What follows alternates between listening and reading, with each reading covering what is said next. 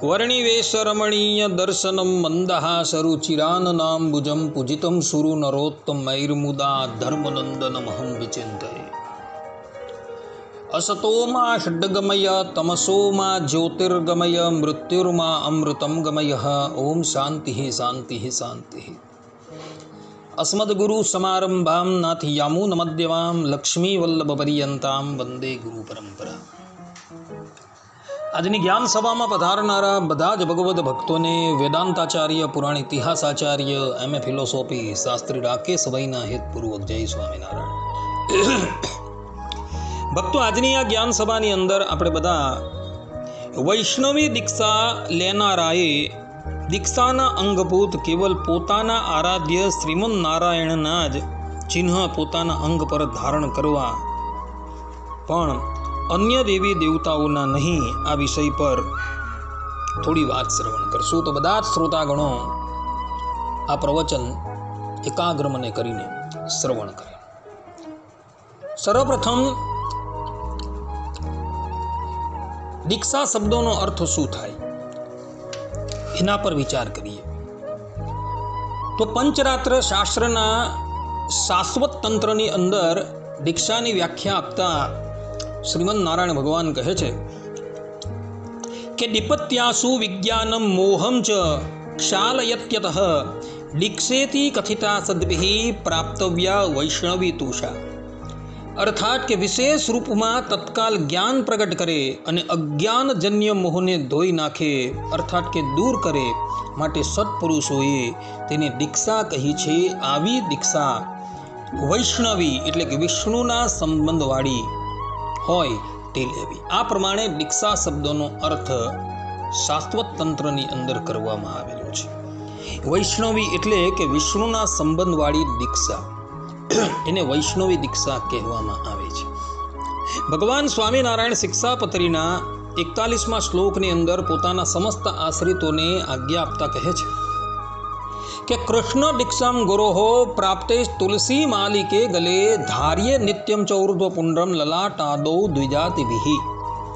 અર્થાત કે ધર્મવંશી ગુરુ થકી શ્રી કૃષ્ણની દીક્ષાને પામ્યા એવા જે બ્રાહ્મણ, ક્ષત્રિય અને વૈશ્ય એ 3 વર્ણના અમારા સત્સંગી, તેમણે કંઠને વિશે તુલસીની બેવડી માળા નિત્ય ધારવી અને લલાટ, હૃદય અને 2 હાથ એ 4 ઠેકાણે ઉર્ધ્વપુંડ્ર તિલક કરવું। આ પ્રમાણે ભગવાન સ્વામિનારાયણે અહીં સ્પષ્ટ રૂપે પોતાના આશ્રિતોને કહેલું છે કે શ્રી કૃષ્ણની દીક્ષાને પામ્યા એવા જે બ્રાહ્મણ, ક્ષત્રિય અને વૈશ્ય એ 3 વર્ણના અમારા સત્સંગી, તેમણે કંઠને વિશે તુલસીની બેવડી માળા નિત્ય ધારવી અને લલાટ, હૃદય અને 2 હાથ એ 4 ઠેકાણે ઉર્ધ્વપુંડ્ર તિલક કરવું। અહીં ભગવાન સ્વામિનારાયણે નિત્ય શબ્દનો પ્રયોગ કરેલો છે।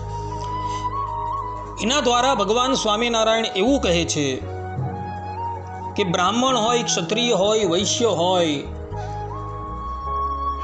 તથા શુદ્ર પણ હોય, તેણે પોતાના શરીર પરથી વૈષ્ણવી દીક્ષાના ચિહ્ન ક્યારેય પણ કાઢવાના નથી।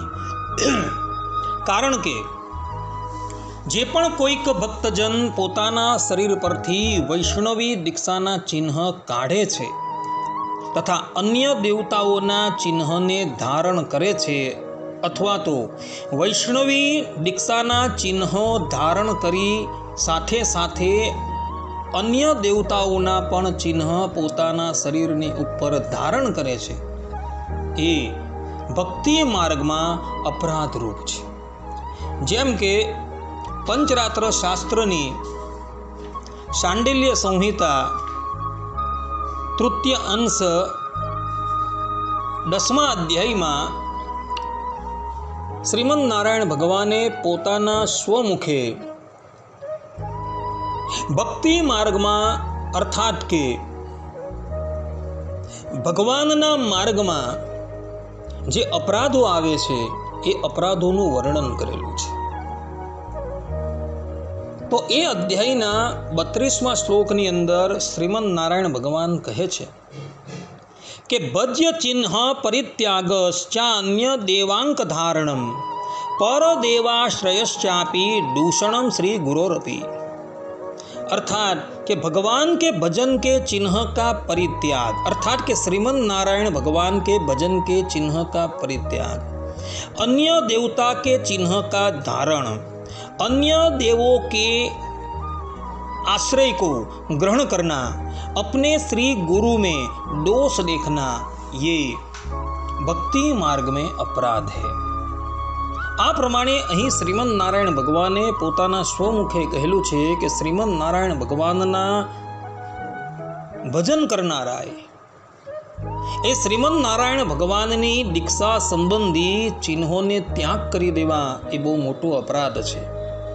અન્ય દેવતાઓના ચિહ્નને ધારણ કરવા અથવા તો અન્ય દેવતાઓનો આશ્રય કરવો એટલે કે શરણાગતિ કરવી એ પણ બહુ મોટો અપરાધ છે. માટે ભક્તો, તમે પંચરાત્ર શાસ્ત્ર અનુસાર વૈષ્ણવી દીક્ષા લીધી છે તો એ દીક્ષા લેનારાએ પોતાના શરીર પર વિષ્ણુ ભગવાનને પ્રિય એવા કંઠી છે, તપ્ત મુદ્રા છે અથવા તો શીત મુદ્રા છે અને ઉર્ધ્વપુંડ્ર તિલક હંમેશા ધારણ કરી રાખવાના છે. પરંતુ બીજા દેવી દેવતાઓના ચિહ્ન ધારણ કરવાના નથી, કારણ કે એ અપરાધ છે એવું અહીં શ્રીમન નારાયણ ભગવાન કહી રહ્યા છે. પોતાના આરાધ્યને ગૌણ સમજી અન્ય દેવી દેવતાઓનો આશ્રય કરવામાં આવે તો શરણાગતિ ભંગ થઈ જાય છે. અન્યાશ્રયેણ પ્રપત્તિ બાધિતા ભવતી એવું શાસ્ત્રોની અંદર કહેલું છે. અર્થાત કે અન્યાશ્રય કરવાથી એટલે કે પોતાના આરાધ્યનો ત્યાગ કરી અન્ય દેવતાનો આશ્રય લેવાથી શરણાગતિ બાધિત થઈ જાય છે. અને એટલે જ માટે દેવર્ષિ નારદ ભક્તિ સૂત્રની અંદર કહે છે, અન્યાશ્રયાણામ ત્યાગો અનન્યાશ્રય. અર્થાત કે અન્યાશ્રયનો ત્યાગ કરી અનન્ય ભાવે પોતાના ઈષ્ટદેવનું ભજન કરવું. કારણ કે જો અન્ય દેવતાનો આશ્રય ગ્રહણ કરવામાં આવે તો એ ભક્તિ માર્ગની અંદર બહુ મોટો અપરાધ છે એવું શ્રીમન નારાયણ ભગવાન પંચરાત્ર શાસ્ત્રની શાંડિલ્ય સંહિતા તૃતીય અંશ 10મા અધ્યાયના 32મા શ્લોકની અંદર કહે છે. માટે ભક્તો, તમે બધા જ દેવતાઓને માનજો, કારણ કે શ્રીમદ ભાગવતમાં કહ્યું છે કે દેવા નારાયણ અંગજા, કે દેવતાઓ જે છે એ નારાયણનું અંગ છે. ભગવાન સ્વામિનારાયણ પણ શિક્ષાપત્રીના 84મા શ્લોકની અંદર કહે છે કે વિષ્ણુ હો શિવો ગણપતિ પાર્વતી ચ દિવાકર એતઃ પૂજ્યતયા માન્યા દેવતા પંચમામકૈ. અર્થાત કે અમારા જે આશ્રિત તેમને વિષ્ણુ, શિવ, ગણપતિ, પાર્વતી અને સૂર્ય એ 5 દેવ જે તે પૂજ્યપણે કરીને માનવા, આ પ્રમાણે 5 દેવતાઓને પૂજ્યપણે કરીને માનવાની આજ્ઞા ભગવાન સ્વામિનારાયણે કરેલી છે.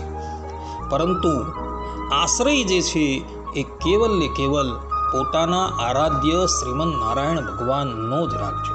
શ્રીમન નારાયણ ભગવાનને કોઈ રામ કહે છે, કોઈ કૃષ્ણ કહે છે, અને આપણે બધા એને પ્રગટ પ્રમાણ ભગવાન શ્રી હરિ કહીએ છીએ. માટે માનજો બધાને. એમનો દિવસ આવે ત્યારે શ્રીમન નારાયણ ભગવાન જ એ દેવતા રૂપે બિરાજમાન છે એ ભાવનાથી એમનું પૂજન પણ કરજો.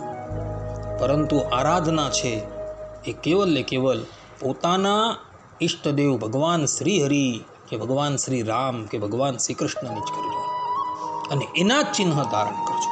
અન્યથા અહીં શ્રીમન નારાયણ ભગવાન પંચરાત્ર શાસ્ત્રની શાંડિલ્ય સંહિતામાં કહે છે તે પ્રમાણે જો અન્ય દેવી દેવતાના ચિહ્ન તમે ધારણ કરશો, ગ્રહ છે, નક્ષત્ર છે ઇત્યાદિકનું ધારણ કરશો તો એ ભક્તિ માર્ગની અંદર અપરાધ છે.